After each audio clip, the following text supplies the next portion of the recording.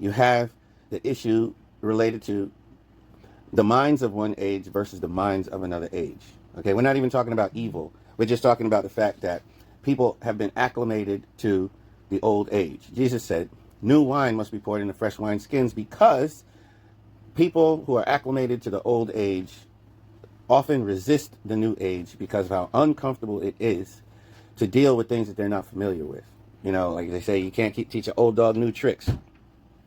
Okay, that really kicks in when the age changes. Okay, now if you're logical, some of the older people in the movement, even though this is prescribed, this is an awareness that is prescribed in the divine principle, that we should be aware that during last days or transitions from one age to another, people of the older thinking become problematic. Now, logically, if you're in the older group or you subscribe to the older mentality, you might have difficult feelings. You probably will have difficult feelings. However, the principle is trying to give you a heads up about your difficult feelings. Also, I remember when Father said that the age of religion is over and the church sign should come down. He specifically said, don't feel bad.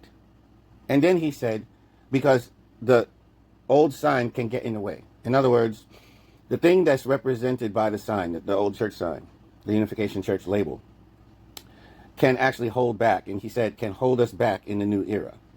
This is why it's very important not to feel bad and to have the wisdom to temper your reaction to the fact that the times are changing. Now, the second thing about this is people tend to resist the new age. And the divine principle says that if the old age resists the new providence that God is doing, then the spirit of the old age, or the old religion, moves to Satan's side. So this is not like optional. I mean, I know free will, it is optional. You could go with your feelings of being disaffected by the new age. However, if you act in any way to retard the new age, and there are many unificationists that are guilty of this where I'm concerned, you are going to have to, what's the word? You're going to have to endure some kind of a reckoning at some point where your actions and your feelings during these times were actually used by Satan to impede the progress of the movement, the progress of God's providence during the opening stages of the new era. That's why this is not like some mere trivial, factoid about the principle. This is actually guidance so that you don't make grave errors. Now, if we've lost the majority of our blessed children, I'll give you the Cliff Note version of, my whole stance during this time. You don't have to look for a smoking gun. Like, what killed the second generation? They were misaligned with the merit of the age because of these resisting type attitudes. So we are in an age change with all these stormy emotions. Okay, that must be appreciated if you're trying to understand what held us back. Now, once you start trying to understand what held us back, there are people who will profess to be proponents of the new era who actually don't even understand all the dynamics. They just, when it comes time to round up the old era thinking, everybody starts pretending like, oh, they were on board with the new era. Okay, so there are parameters, dynamics related to this particular new era called the Fourth Adam's Realm. But so what I've noticed is they try to have one foot in one era and one foot in the other era. Like, they'll try to say that, indemnity is over. Or they'll try to say that, they'll rarely say that Cain Abel is over. But they will invite you to be self-motivated. But they will never invite you to believe that you don't have to answer to church hierarchy. They'll keep the hierarchy. They will keep the hierarchy. Although the hierarchy is actually subordinate machinery that human beings can utilize in their tribal messiahship or in their sonship or daughtership in front of God, utilize social groups to reach certain goals. However, those social groups are not necessary in the era after the coming of heaven. They are optional for believers, but they'll never tell you that they're optional. So their stance always affirms or fails to dissolve the grip that, the whole Cain Abel structure has on believers' souls, where people are looking for permission. In the new era is the era of Chajuguk, or unilateral action. You are charged by true parents, or at least true father. I'm not sure about true mother, because she didn't say this as explicitly as true father did in the speech on Chajuguk. And what father said is, this is the realm of unilateral action. And that's not the realm of seeking permission. This idea of unilateral action dissolves necessarily. It is like acid on hierarchies. Hierarchies, the glue of a hierarchy, is the opposite of unilateral action. They don't go. They're like oil and water or worse. Okay? The only emulsion that you can make where you have oil and water mixed is that human beings are freely utilizing, as their object partners, temporary tools, hierarchies as temporary tools or systems to get from point A to point B. Once you get to point B, you dissolve the hierarchy. Okay? You construct another hierarchy better suited for your next goals. You construct a new machinery. So actually, the Unification Church was an indemnity-producing machinery to get us out of restoration, which reached its conclusion when the Soviet Union collapsed, through all the IEF efforts and the brothers and sisters who snuck across the lines in North Korea, into North Korea, and who snuck into the Soviet Union to get an audience with the leaders of those countries and grease the wheels for father to meet these leaders of these communist nations. Like, all of that happened, and it reached its peak as the Soviet Union collapsed at the end of the 1980s and into the 1990s. So after that, the machinery of the indemnity-producing church has reached its purpose, has fulfilled its purpose. And because it's fulfilled its purpose, we enter the era of true parents. And so true parents have true children, and true children are free, and they are heirs. Therefore, we've entered the realm of unilateral action, no longer necessarily subscribing to hierarchies whose purpose is to produce indemnity. Indemnity has already been produced in order to reach natural surrender, and the natural surrender is a historic facet of history, and as the Berlin Wall fell and communism was deemed illegal in Russia. All right, so just because you may not understand the dynamics of the more free realm doesn't mean you should feel offended by it, but the principle predicts that you might feel, or probably will feel, offended by it. And you will resist the effort that it takes to acclimate yourself to a completely new system. Most people, I guess, when they're old or tired, don't wish to reacclimate to anything new. It's uncomfortable. It's more work. Work is uncomfortable for people who don't have the energy or will not put in the energy to make a change. Okay? Work or power is the ability to get things done. Work is the act of getting things done. When you don't have the psychic energy, the emotional energy to change, to get a change done, the easy route is to resist or disqualify the new. But you are actually going up against the weight of Father's declarations. I heard in this rebirth workshop that Father is blamed quite a bit.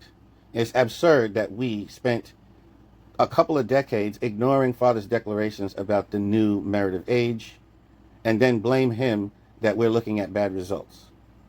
And I'm trying to tell you that the age has changed. And when the age changes, there's all these dynamics.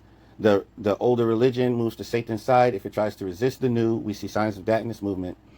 And we see signs that people who are proponents of the new era are martyred.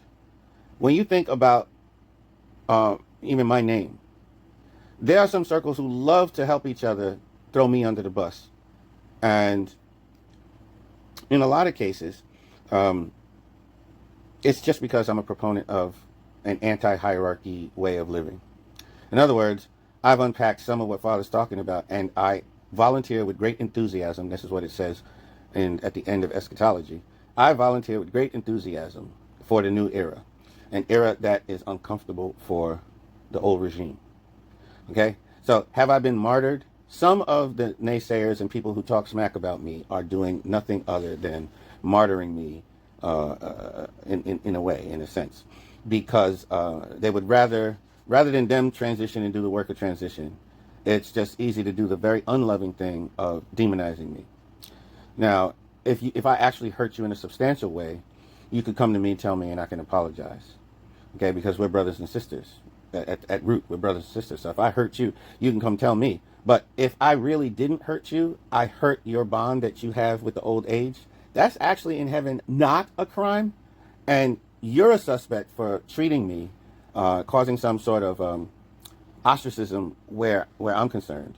Okay, you're actually those people who targeted my children because I was unrelenting in my faith in the new system. Those people are going to have a reckoning because I'm on the side of heaven. When you hit me, when you hit my children, when you tried to hurt me. Now, you could be forgiven, but you're going to have to say sorry in your heart. You're going to have to repent so that that is not in your soul anymore. That's not in your bag of tricks anymore.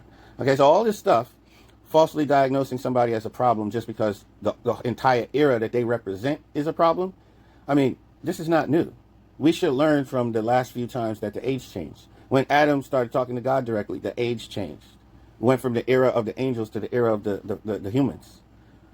When Jesus was ministering, we went from the Old Testament era, the era of the Pharisees being the teachers, to the era of Jesus being the teacher. Right? The age changed in 1945. That was a failure. They actually rejected Father. So then Father redoes the entire Indemnity Foundation, which means that we did not enter the Complete Testament age in 1945. The forces resisting the Completed Testament age won, and we got set back 15 yards. So for 50 years, the Unification Church had to build Indemnity Foundation so that we could redo the launch of Reverend Sun Myung Moon as True Parents. So we purchased the opportunity, through the 50 years of the church, we purchased the opportunity for True Father to launch, for a second attempt to launch True Parents. So then after True Parents became a successful declaration, now children can appear, and children are not workers. So now come the end of the workers era, or the hierarchy creature. And humans are pair system entities, and they are free, and they are inheritors in the bloodline of God. So what we are potentially changes when the age changes. We just have to do our 5% to receive it. And some people are receiving it earlier than others. Okay? People who are steeped in the old tradition are late to inherit. This is what it means: the first shall be last and the last shall be first. This is why it should be an encouraging thing that I'd say I joined the movement in 1996. Okay? But it's not an encouraging thing. Because from the hierarchical point of view, I'm a Johnny-come-lately. From the hierarchical point of view, Jesus was a Johnny-come-lately, where the Pharisees, the Pharisaic view of things, had been around longer.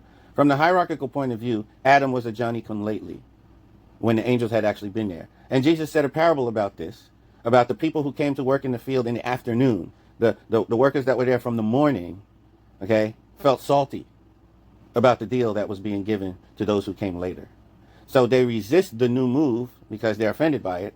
And the people that are not steeped in old tradition or the attitude of protection for the old ways, those people actually go on to attend God in the new era. It is our failure to see healthy examples. Or most of the examples of people who went outside the church movement acting unilaterally, there are lots of cases of them being demonized in the movement. So this is a very relevant thing to chew on. And unless you've chewed on this, you're not really ready for the conversation of the podcast.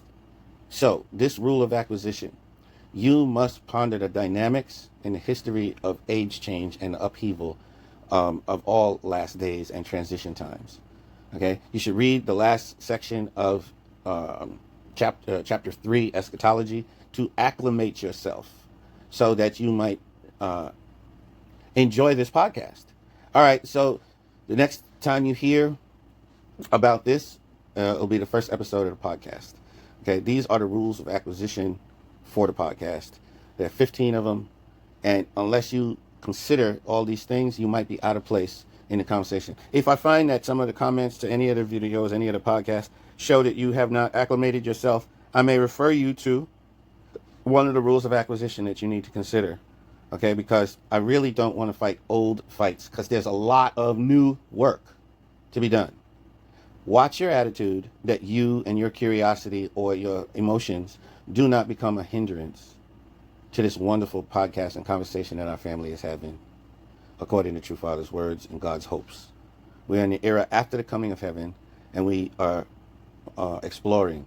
We're in a state of exploring what that means and what is available to us. And this conversation is very late coming, and I've had enough with waiting for people's permission or waiting for people to realize that that we're here. And some people are only want to hear about the new era so that they can turn the new era into another hierarchy, which is a deception from the old era. The old mentality is trying to find a way.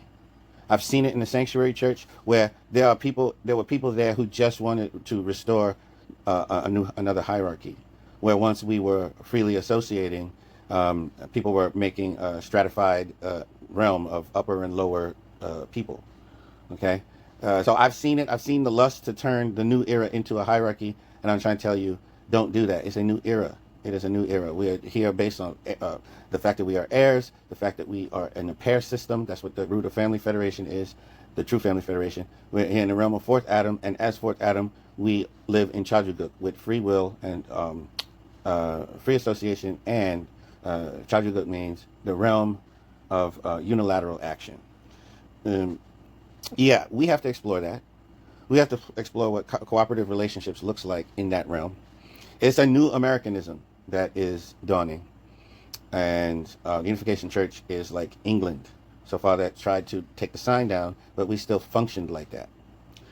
All right. That's all I have to say.